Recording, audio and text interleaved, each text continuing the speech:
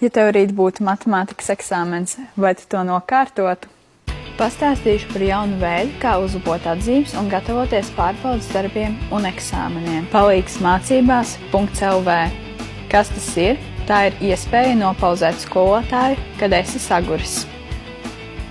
Bet, ja nopietni, Palīgs mācībās.lv ir video kursu portāls skolēniem, kurā mācības notiek ar iepriekš ierakstītiem video un digitāliem testiem. Nav jāseko skolotāju konsultāciju grafikam, nav jāatsakās no vaļaspriekiem un izklaidēm. Skatos, mācos, atkārtoju un trenējos, kad gribu un kur gribu. Pie datora, no planšetes vai pa ceļam, klausoties video austiņās.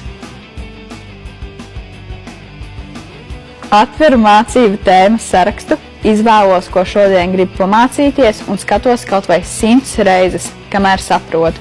Pēc katras nodarbības īsts mājas darbs un saites uz noderīgiem mācību avotiem.